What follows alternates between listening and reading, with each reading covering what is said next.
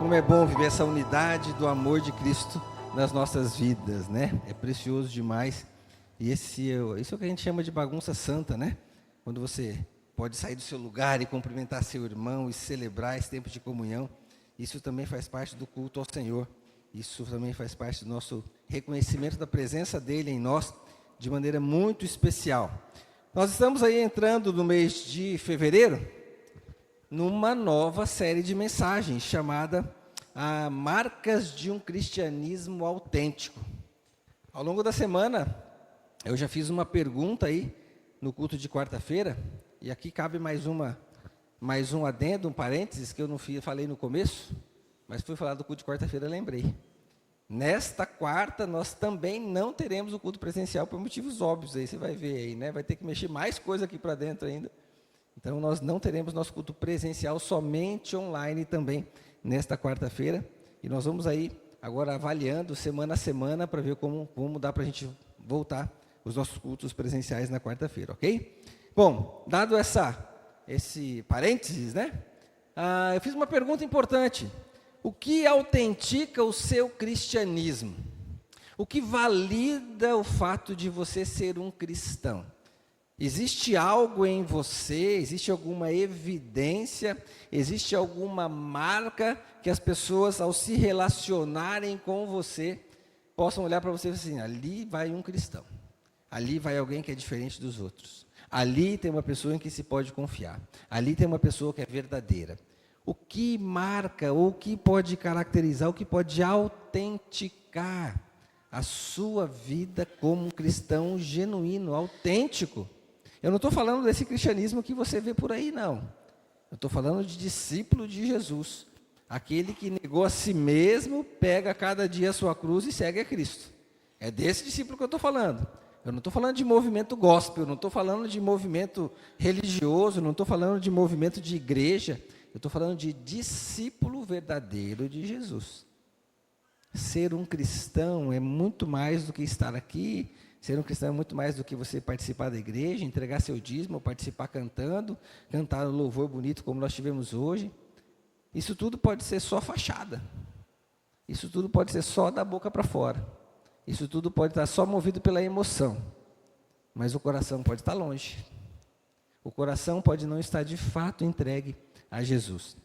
De fato, com evidências de que você é um cristão autêntico, genuíno. E nós vamos tratar ao longo dessas 4 semanas 4 pontos ou 4 marcas, né, de um cristão genuíno. E você vai ver, essa série de mensagens é inspirada num livro do pastor Marcelo Santos. Ele escreveu o título, tem esse título mesmo, Marcas de um Cristianismo Autêntico.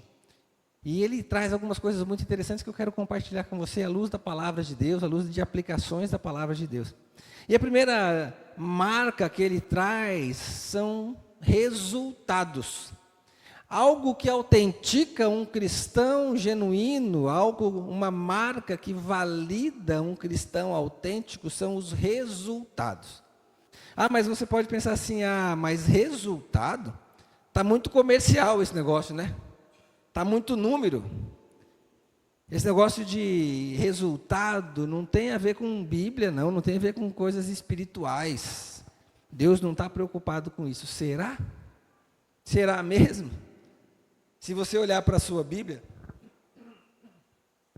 se você olhar desde o Antigo Testamento, esses números que a gente acabou de ler mesmo aqui, esse texto, né, que a gente acabou de ler, e não em números, mas em Êxodo, né, mas que fala das ofertas, especificando as ofertas, já aponta para uma avaliação de resultados, um planejamento que estava sendo feito. Mas já que a gente está falando de cristianismo, então vamos deixar o Antigo Testamento de lado, não vamos usar referências do Antigo Testamento, vamos para o Novo Testamento. O Novo Testamento fala de número, fala de resultado assim, mensurável. Você lembra da multiplicação dos pães e peixes, a primeira? Você lembra quantos homens foram alimentados ali, sem contar mulher e criança? Cerca de, a dica, 5. Cerca de 5.000 homens. Como sabia que era 5.000? O Espírito Santo revelou, escreve aí 5.000. Não, gente, alguém contou. Até porque eles tiveram que se reunir em grupos e aquilo tudo foi compartilhado. E a segunda multiplicação dos pães? Você lembra? Logo em seguida, mais 4.000. Existe uma referência disso. Ah, pastor, mas você está falando aí de coisa ainda numérica, de coisa material. Isso ainda é muito material. O cristianismo tem que ser mais espiritual. Resultado não é assim. Tá bom? Então vamos lá para o movimento de Atos, capítulo 2. Não vai ler ainda não, fica tranquilo, eu só vou mencionar. Lá em Atos, capítulo 2, depois que o Espírito Santo desce, quando Pedro, cheio do Espírito Santo, anuncia, o que diz lá o texto? Quantas almas se renderam? Houve um acréscimo de quantas? De mais de 3.000 pessoas, 3.000 almas. Alguém contou. Resultado numérico. E se você for para frente um pouquinho depois, no capítulo 4, você vai ver Pedro também falando lá no Sinédrio e falando para aquele grupo de pessoas, e a partir daquele movimento, os que creram foram perto de 5.000 pessoas. Então, resultado é uma marca que autentica, sim, o meu e o seu cristianismo. Como a gente precisa buscar isso? São evidências que precisam partir da minha vida e da sua vida. Se eu quisesse agora parar e perguntar quantas pessoas você levou a Cristo neste ano que 2024 que acabou de acabar? Quantas pessoas aceitaram Jesus através do seu testemunho de vida? Resultado. Se a sua resposta for nenhuma, muito possivelmente, resultado não é uma marca que autentica o seu cristianismo. Seu cristianismo não está sendo eficaz. Nós precisamos buscar a direção do Senhor. Agora sim, quero que você abra a sua Bíblia. Em Atos capítulo 8, nós vamos ler um texto, a partir do versículo 26. Para você vai aparecer até o versículo 38, se eu não me engano, mas eu vou acabar completando e vou ler até o versículo 40, que é finalzinho. É um texto longo, mas acompanhe com calma. Deixa o Espírito Santo falar com você. É o encontro de Felipe e aquele etíope. Nós vamos aprender algumas lições bem importantes no que diz respeito a algumas marcas de um cristianismo autêntico. Todo mundo já achou aí? Atos capítulo 8, a partir do versículo 26. Deixa eu deixar pronto aqui. Vamos lá. A palavra de Deus diz assim: um anjo do Senhor disse a Filipe: vá para o sul, para a estrada deserta que desce de Jerusalém a Gaza. Ele se levantou e partiu. No caminho encontrou um eunuco etíope, um oficial importante encarregado de todos os tesouros de Candace, rainha dos etíopes. Esse homem viera a Jerusalém para adorar a Deus. De volta para casa, sentado em sua carruagem, lia o livro do profeta Isaías, e o Espírito disse a Filipe: aproxime-se dessa carruagem e acompanhe-a. Então Filipe correu para a carruagem, ouviu o homem lendo o profeta Isaías e lhe perguntou: o senhor entende o que está lendo? Ele respondeu: como posso entender se alguém não me explicar? Assim, convidou Filipe para subir e sentar-se ao lado. O eunuco estava lendo esta passagem da Escritura. Ele foi levado como ovelha ao matadouro, e como cordeiro mudo diante do tosquiador, ele não abriu a sua boca. Em sua humilhação, foi privado de justiça. Quem pode falar dos seus descendentes? Pois a sua vida foi tirada da terra. O eunuco perguntou a Filipe: diga-me, por favor, de quem o profeta está falando? De si próprio ou de outro? Então Filipe, começando com aquela passagem da Escritura, anunciou-lhes as boas novas de Jesus. Prosseguindo pela estrada, chegaram a um lugar onde havia água. O eunuco disse: olha, aqui a água, que me impede de ser batizado? Disse Filipe: você pode, se crê de todo o coração. O eunuco respondeu: creio que Jesus Cristo é o Filho de Deus. Assim, deu ordem para parar a carruagem. Então Filipe e o eunuco desceram à água e Filipe o batizou. Quando saíram da água, não deve ter aí na transmissão para você, os últimos versículos. Quando saíram da água, o Espírito do Senhor arrebatou Filipe repentinamente. O eunuco não o viu mais e, cheio de alegria, seguiu o seu caminho. Filipe, porém, apareceu em Azoto, indo para Cesareia, pregava o evangelho em todas as cidades pelas quais passava. Baixe sua cabeça, feche seus olhos. Senhor, mais uma vez nós pedimos a direção do Senhor sobre esse nosso tempo. Nós pedimos que o Teu Santo Espírito possa falar de maneira muito especial ao nosso coração. Queremos aprender, Deus, a desenvolver marcas que validem o nosso cristianismo como um cristianismo autêntico, genuíno, pela presença do Senhor em nós, pela manifestação da sua graça. Nos usa e fala conosco nessa noite. Assim nós oramos, no precioso nome de Jesus Cristo. Amém. Amém. Essa história é um tanto interessante, não é? E ela traz aí duas personagens bem distintas. Primeiro é o etíope, alguém que não fazia parte do reino, alguém que não fazia parte do grupo dos judeus, não tem o nome dele revelado ali, não aparece na Bíblia o nome de quem era esse etíope, só diz que ele era uma pessoa importante, que servia a rainha Candace. Ele tinha um cargo, uma função muito importante, e possivelmente teria, porque para ele viajar sozinho numa carruagem, ter tudo à disposição dele, certamente ele tinha posses, ele era alguém importante. A gente sabe que o evangelho, nesse contexto, se você olhar os capítulos anteriores do livro de Atos, você vai ver que o evangelho já estava sendo anunciado aos judeus, aos samaritanos, mas ainda não tinha saído das fronteiras desse grupo, né, de pessoas, dos judeus. Os samaritanos são uma dissidência dos judeus, a gente sabe disso, mas não tinha ainda avançado para o mundo. Mais para frente você vai ver a história de Paulo e como Jesus escolhe Paulo para ser esse que anuncia para todo mundo, rompe essas barreiras, mas até então não. Mas acontece algo interessante. Esse eunuco estava procurando por Deus.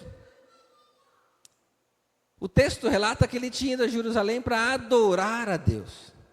Até acredito que foi nessa viagem, nesse encontro dele, nessa visita dele ao templo, que ele consegue uma cópia, né, possivelmente de um pergaminho, uma cópia dos profetas, para ele começar a ler. Imagino que na Etiópia não tinha isso. Então ele ele já estava voltando para casa, e certamente ele adquire essa porção da palavra de Deus, que para nós agora está completa, mas ele tinha só isso. E ele está lendo, buscando a Deus. Ele está numa busca, ele está interessado em conhecer a Deus. Uma coisa interessante que você precisamos compreender e trazer para nós é: quantas pessoas perto de você também está numa busca de Deus? Também está tentando encontrar Deus em tantos lugares, em tantas coisas.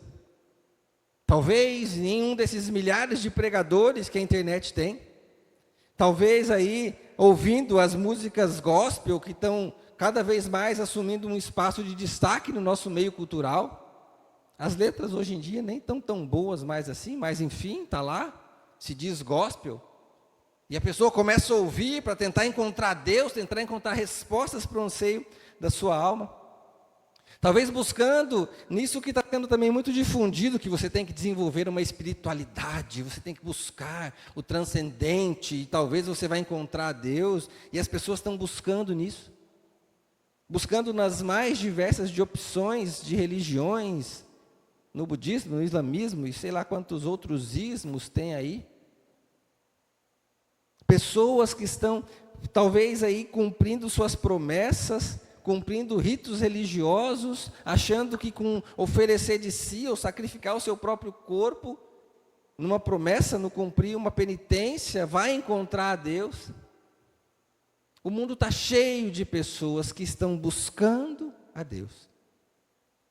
E perto de mim e de você, certamente, tem algumas delas, porque existe um anseio Paulo, quando estava lá em Atenas, você vai ver isso lá no capítulo, mais para frente, no capítulo, se eu não me engano, 20, alguma coisa de Atos.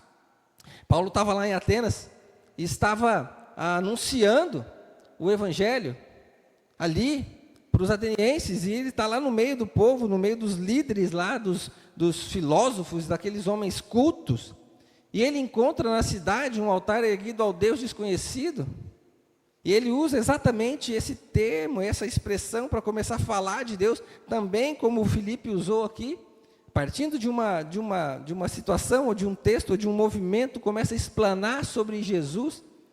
E Paulo diz algo interessante, que diz assim: Deus fez isso para que os homens o buscassem. Ele está falando sobre como Deus criou todas as coisas, Deus criou o homem. E ele diz assim: Deus fez isso para que os homens o buscassem, talvez tateando pudessem encontrá-lo, embora não esteja longe de cada um de nós. Eu olho para essa história do etíope, me parece que o etíope estava nessa busca, tentando tatear algo para encontrar Deus. Nessa busca ele sai da terra dele e vem para Jerusalém. Eu quero conhecer esse Deus que a história conta, desse movimento aí histórico, que foi tirado do Egito e com tantas obras maravilhosas. Que Deus é esse, que eu ainda não conheço? Tateando, procurando algo. Mas não encontrando, ele não entendia. E ele começa a ler o livro do profeta e ele não consegue entender aquela mensagem. E parece que tudo fica meio obscuro, meio estranho. Mas ele continua na busca. Você já parou para pensar que as pessoas que estão perto de você também estão nessa busca? Você tem percebido isso? Você tem olhado e visto essa busca na mente e no coração das pessoas? Mas aí é interessante que entra um outro personagem nessa história, que é Filipe. E Filipe, ele era alguém, um homem cheio do Espírito Santo, um homem que compreendeu a mensagem, um homem que estava atento à necessidade dos resultados, um homem que tinha o seu cristianismo autenticado pela sua maneira de viver. Se você olhar um pouquinho para trás ali, nos capítulos 6 de Atos, um pouquinho para trás, você vai ver, naquela escolha dos 7, Filipe era um daqueles homens que se encaixa naqueles pré-requisitos lá, homens de bom testemunho, cheios do Espírito Santo e cheios de sabedoria. E Filipe é um daqueles escolhidos para ser um dos líderes desse movimento de expansão, junto com os apóstolos. Interessante que o texto ali, inclusive, quando cita isso tudo, menciona que um número cada vez maior de discípulos crescia, inclusive entre os religiosos da época. Filipe, então, era alguém que tinha, sim, o seu cristianismo autenticado pela sua vida. Alguém que, de fato, se entregou para Jesus e vivia o que ele acreditava. Ele vivia a sua fé de maneira intensa. Não era só mais um rito, não era só mais um movimento religioso para ter uma atividade sociocultural na semana, de ir lá no templo se reunir, ou ir na casa de alguém se reunir, ir para a célula e se reunir uma vez por semana, e estava tudo certo. Filipe validava o seu testemunho. E uma das características que nós vamos aprender com Filipe é essa: de fato, ele tinha um bom testemunho. Essa é a primeira característica que valida um cristianismo autêntico, de alguém que se entrega para Jesus. Filipe não era aquele tipo de homem que precisava pegar a sua Bíblia, colocar debaixo do braço, ir para a praça pública, pegar uma caixa dessa agora não é mais de madeira, né? Agora tem umas caixas de plástico para carregar mantimento, né? Subir em cima e começar: eis que te digo, vocês são todos pecadores, arrependam-se ou vai todo mundo para o inferno. Filipe não precisava disso tudo, porque a vida dele era o seu testemunho. As pessoas se sentiam atraídas. Eu fico imaginando você saindo daqui hoje, desafiado por essa mensagem. Amanhã você vai para o seu trabalho, entra no ônibus, primeira coisa que você faz, você fala assim: para tudo, gente, deixa eu dar uma palavra para vocês. Eis que vos digo, se tem alguém dentro desse ônibus que ainda não entregou a vida para Jesus, o dia é hoje, porque a gente pode morrer, o ônibus pode bater daqui a pouquinho. O que ia acontecer? Se você fizesse isso no seu trabalho, o que ia acontecer? Dessa maneira, é muito ousado, né? Você ia ser ridicularizado. As pessoas iam se afastar de você. Você não ia conseguir compartilhar o Evangelho. Porque não é desse jeito que Jesus espera e que a gente compartilhe o Evangelho, ainda mais no nosso contexto de vida. Isso acontece numa grande cruzada evangelística, isso acontece num grande movimento evangelístico, é verdade. Mas no dia a dia é no relacionamento, é na proximidade. Você precisa agir e ter um bom testemunho para que as pessoas possam querer estar perto de você. Situações do dia a dia que você vive, que vão validar, que vão autenticar o seu cristianismo. Há umas 2 ou 3 semanas atrás, eu fui numa loja comprar uns espaçadores que tinha que comprar para poder colocar na laje que estava sendo feita, nesse pedacinho de baixo aqui que já está pronto. E aí, cheguei na loja lá no Boqueirão, fui de moto ainda, quase não deu certo porque o negócio era grande, achei que era pouquinho, só 250 peças, eu achei que era uns negocinhos pequenininhos assim, né? Era um pacotão desse tamanho, assim, eu falei, meu Deus, como é que eu vou levar isso agora? Mas deu certo, cheguei.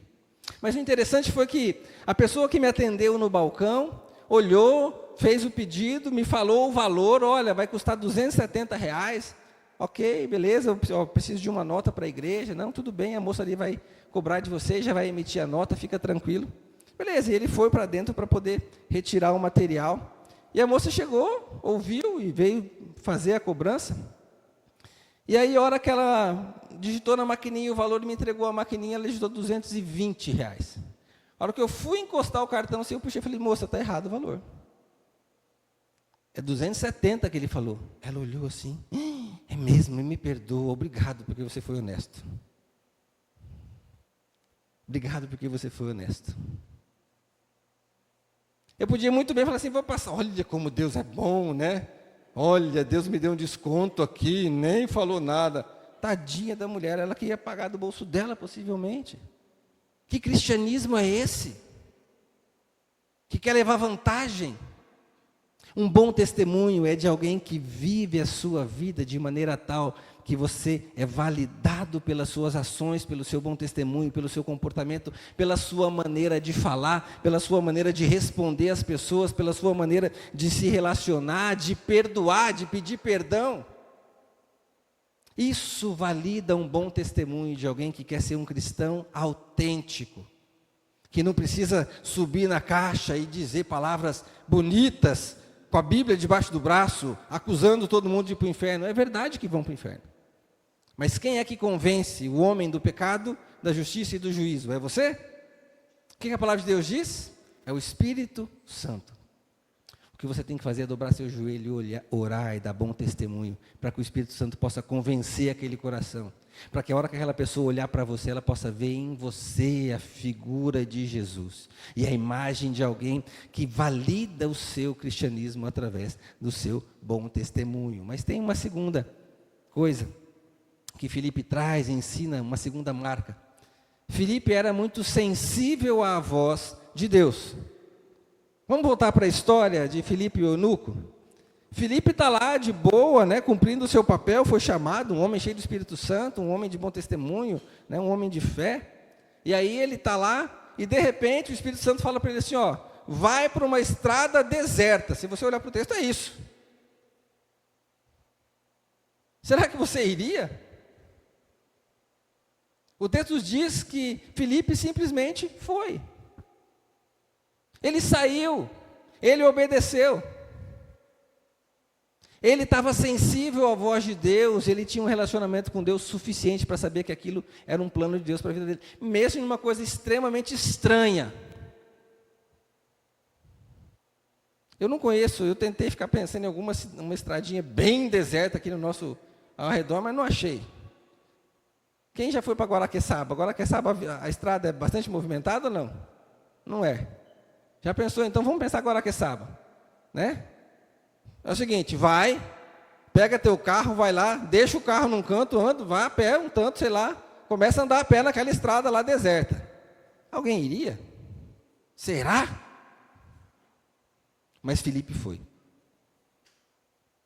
Filipe não teve medo, Filipe deixou Deus conduzir, mesmo que fosse algo estranho e por um caminho ainda mais difícil. Ele ouviu a voz de Deus.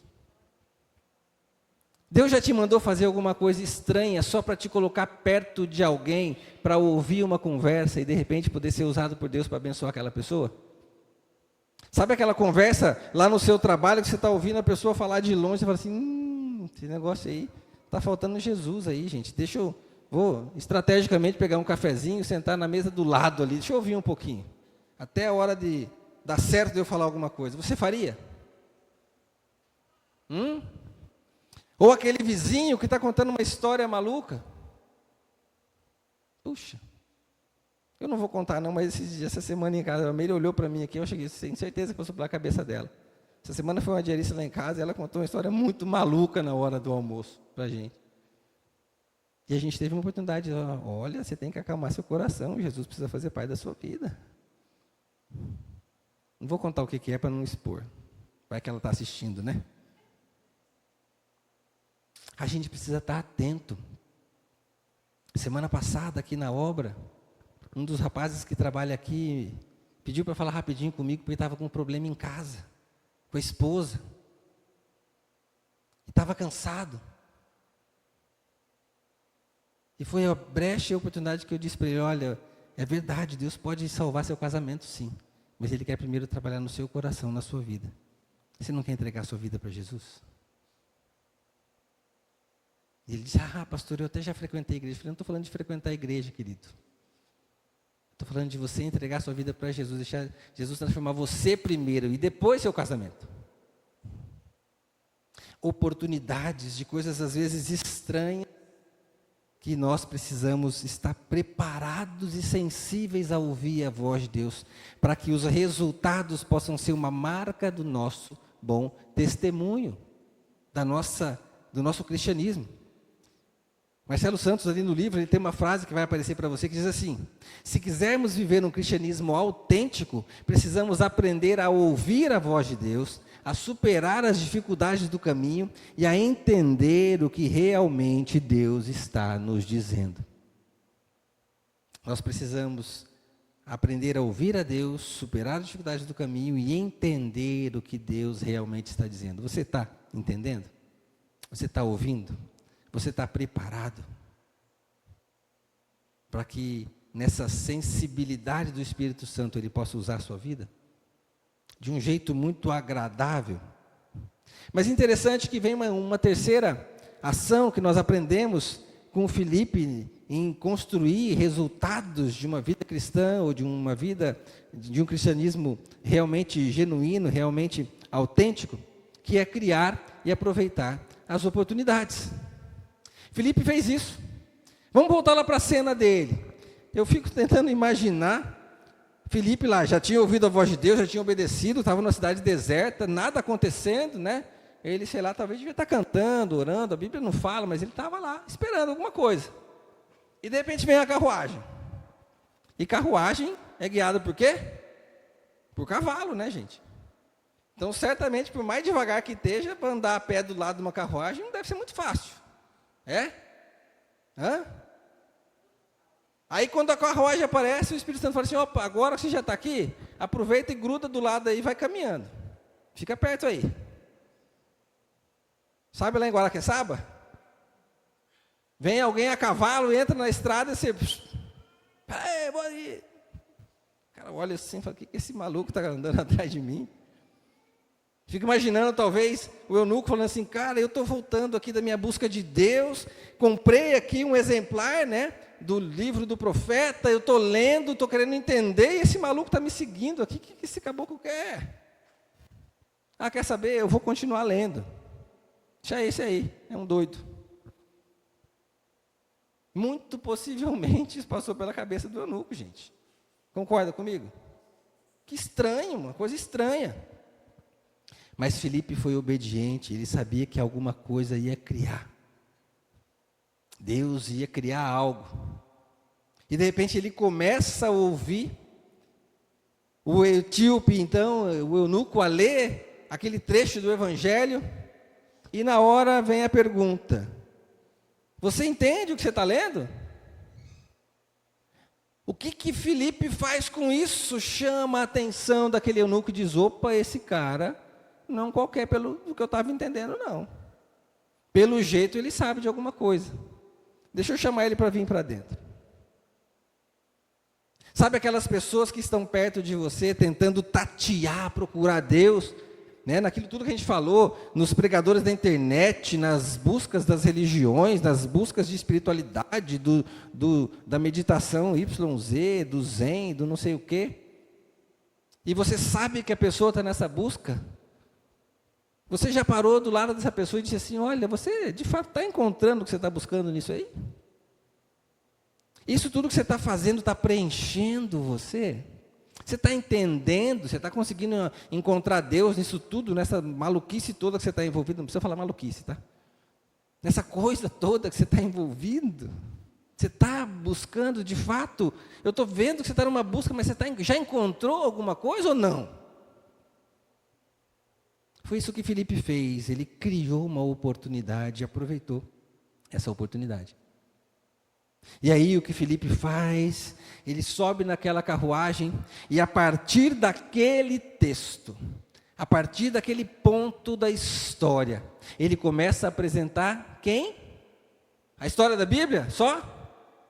Quem que ele apresenta? Jesus Cristo. Ele começa a contar aquela história e o resultado da conversa aponta para Jesus.